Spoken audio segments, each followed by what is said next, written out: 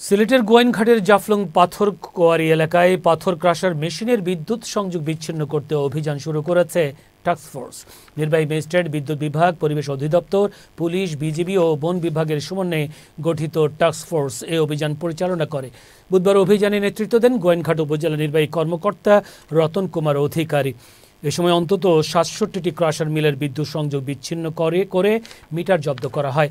এর আগে গত শনিবার জাফলং এলাকা পরিদর্শনে যান অন্তর্বর্তী সরকারের পরিবেশ উপদেষ্টা সৈয়দা রিজওয়ানা হাসান ও জ্বালানি উপদেষ্টা ফজলুল কবির খান। পরিদর্শন শেষে উপদেষ্টারা পাথর উত্তোলন ও পরিবেশ বিনষ্টকারী কার্যক্রম বন্ধে প্রশাসনকে কঠোর ব্যবস্থা নেওয়ার নির্দেশ দেন। আজকে আমরা বৈরী আবহাওয়ার মধ্যেও এখানে জাফলংয়ে যে স্টোন ক্রাশার মিলগুলো আছে, যেগুলোর বিদ্যুৎ সংযোগ অবৈধভাবে নেওয়া হয়েছে, এগুলো কাটা হচ্ছে এবং আমাদের যে অভিযান সেটা এখানে পর্যায়ক্রমে সবগুলোতেই এই অভিযান পরিচালিত হবে। আজকে আমরা রাস্তার পাশ থেকে যেগুলো আছে এগুলো শুরু করেছি, আমরা পর্যায়ক্রমে সামনের দিকে যেগুলো আছে সেগুলো আমরা সংযোগ বিচ্ছিন্ন করবো। কিভাবে দিচ্ছি এটা একেবারে এক্সাক্ট ইনফরমেশন আমি আপনাদের দিতে পারবো না, কারণ তখন আমার এটা হয় নাই। তবে আমরা কিছু ডকুমেন্ট ভেরিফাই করে দেখছি যে পূর্বে কিভাবে দেওয়া হয়েছে কানেকশন।